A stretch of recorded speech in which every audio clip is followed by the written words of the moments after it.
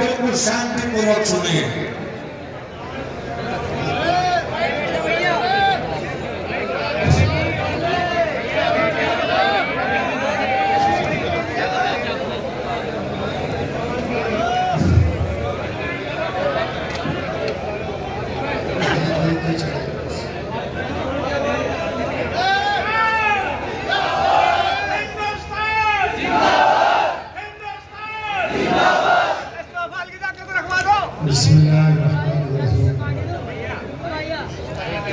शुरू अल्लाह के नाम से जो बड़ा मेहरबान और भैया सब प्रभु कर ले काम कर पीछे वाला देख रहा हूँ।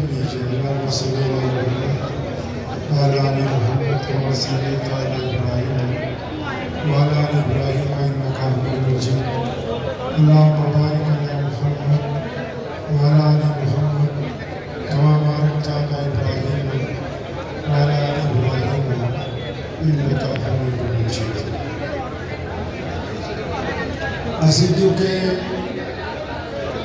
पंजाब तो आए हैं, इसलिए पहला एक शेर जरा पंजाबी भाई साहब थोड़ी नजर करके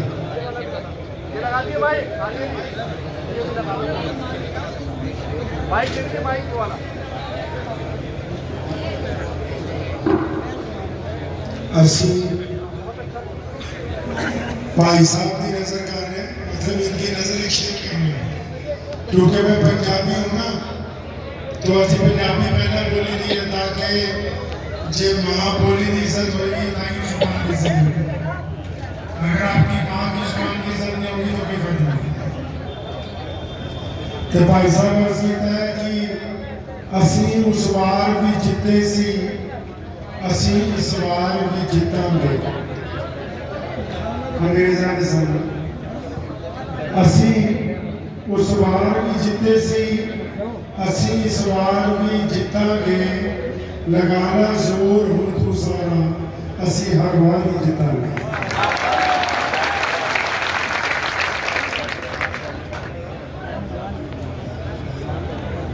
मक्का मुकर्रमा में अल्लाह के प्यारे नबी मोहम्मद सल्लल्लाहु अलैहि वसल्लम के जो सहाबी हैं, जो शुरू में जो लोग मुसलमान हुए, उन्होंने एक बड़ी खूबसूरत सी बात मोहम्मद अलैहिस्सलाम से पूछी कि या रसूलल्लाह, जो खुदा को एक मानता है, आपको भी मान लिया, मुसलमान हो गया, तो अब मुसलमान का काम क्या है? मुसलमान का मतलब क्या है? मुसलमान का मकसद क्या है? अब अगर अभी आपसे आचार्य जी या हमारे स्वामी जी बैठे तो आपसे किसी से पूछे कि भाई मुसलमान का क्या मतलब है, तो आप क्या कहेंगे कि नमाज पढ़ना इस्लाम का मतलब है? नहीं। रोजा रखना नहीं, हज करना नहीं, ज़कात देना नहीं, दाढ़ी रखना नहीं। तो मोहम्मद सल्लल्लाहु अलैहि वसल्लम से पूछते हैं कि वो क्या कहते हैं कि मुसलमान का मतलब क्या है? उन्होंने दुनिया की दुखती हुई तकलीफ को महसूस किया। दुनिया के सब बड़े लोगों ने कहा कि इंसानों की जरूरत रोटी, कपड़ा और मकान है। मेरे प्यारे नबी सल्लल्लाहु अलैहि वसल्लम ने इंसानों की दुखती हुई रग को पकड़ा और फरमाया कि अगर तुम किसी को आत्म सम्मान नहीं दे सकते, इज्जत नहीं दे सकते, तो इसका मतलब आप इसको कुछ भी नहीं दे सकते। इंसानों की, मैं जो आपके सामने बैठा हूं,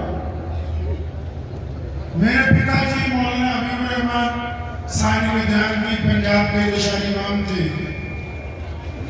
उन्होंने सारी जिंदगी हमें सिखाया हमारे घर में कि हम अपने मजहब के मानने वाले तो हो सकते हैं, लेकिन भारत की विशेषता अनेकता में एकता की है। उनके जो पिताजी थे मुफ्ती मोहम्मद अहमद लुधियानवी, अंग्रेज के खिलाफ लड़ते हुए जेल गए और बहुत सारी दफा ऐसा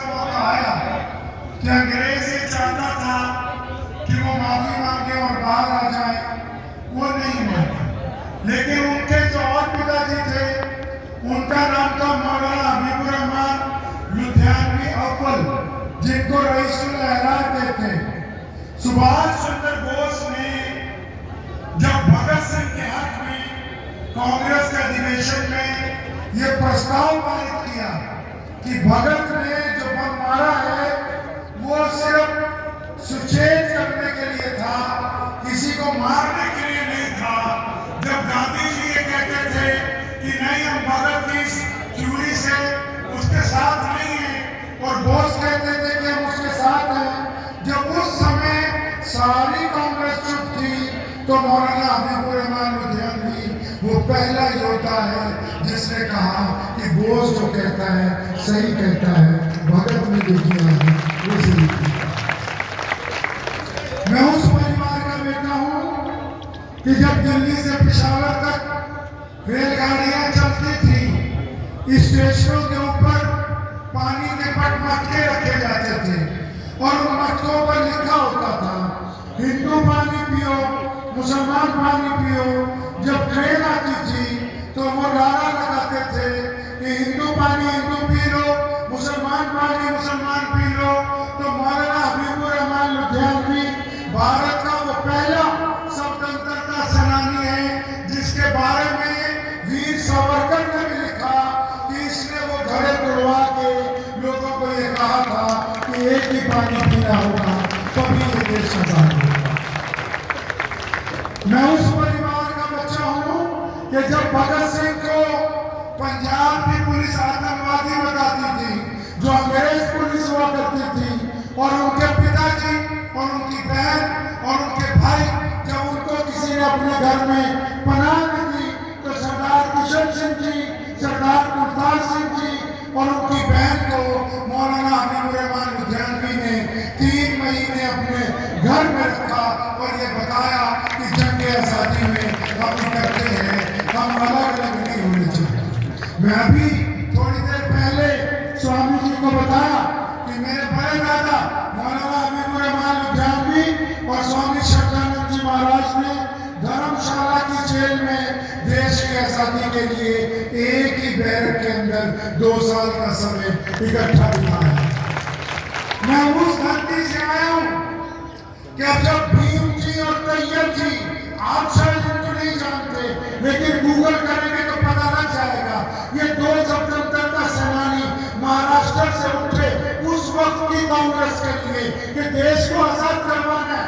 कई मौलवियों के पास गए क्योंकि 1857 में इतने मौलवियों को फांसी दी गई थी कि अब कोई अंग्रेज के खिलाफ बोलता नहीं था।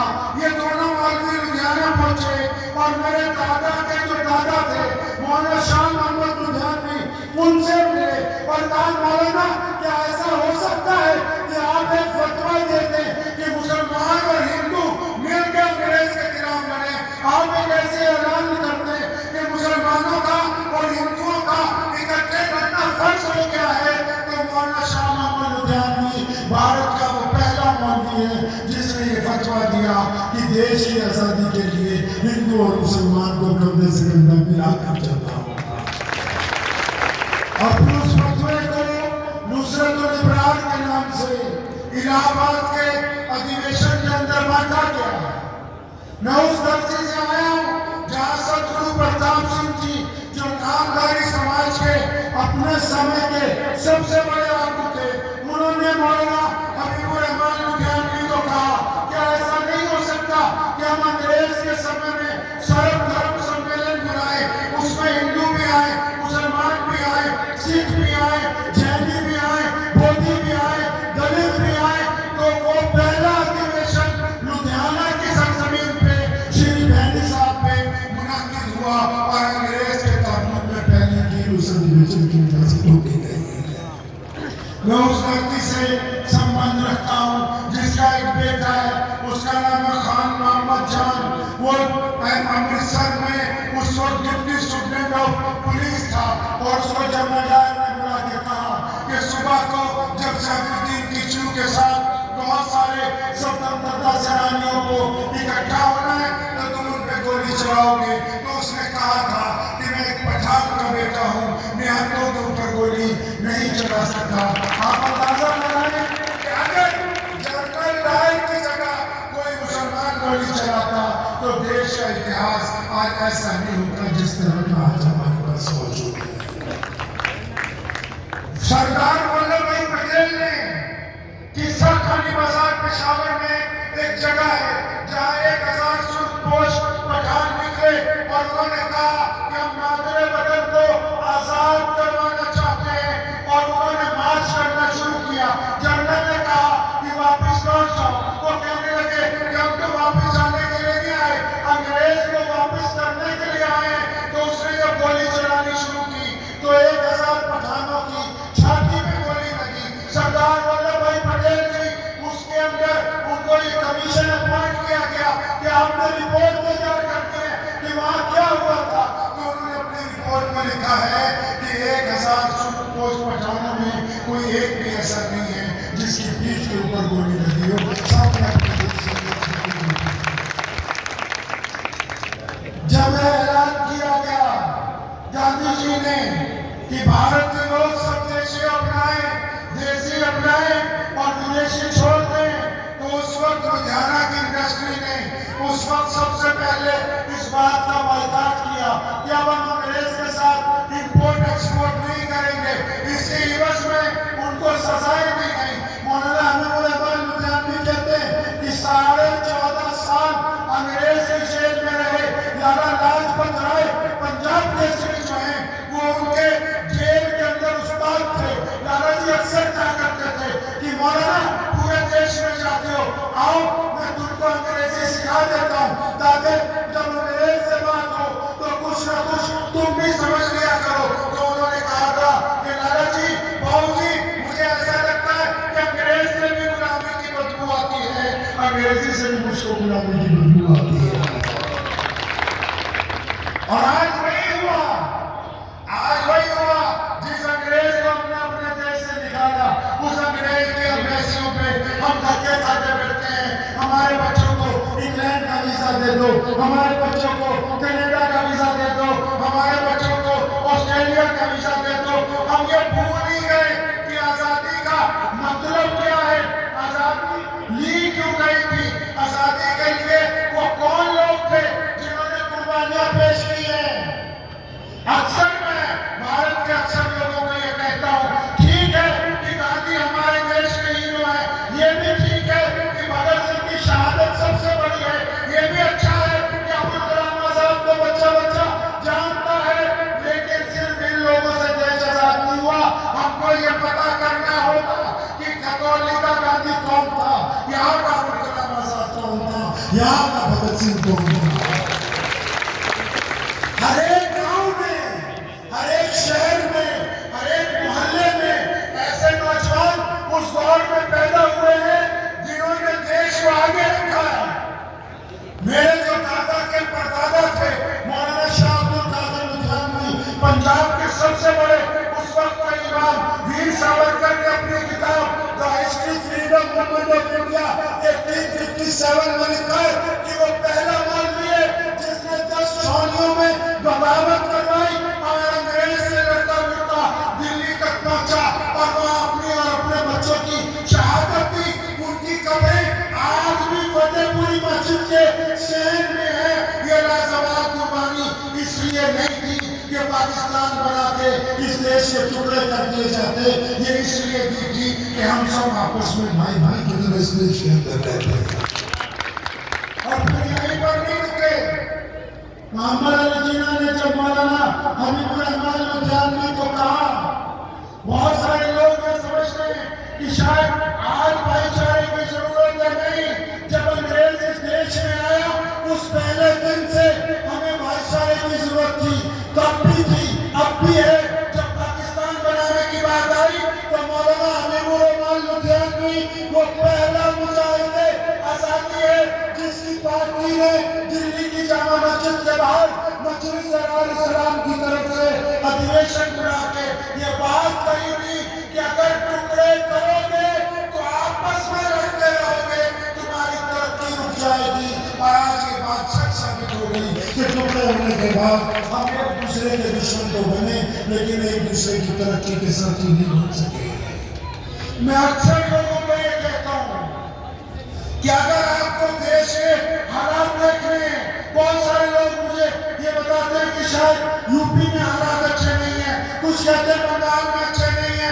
तो मैं तो उनको स्वामी जी एक ही बात कहा करता हूँ कि ऑनलाइन हालात खराब है, ऑफलाइन तो हम सब एक साथ बैठे हुए नजर आ रहे हैं। जितने हालात ऑनलाइन खराब है, ऑफलाइन इतने खराब नहीं है।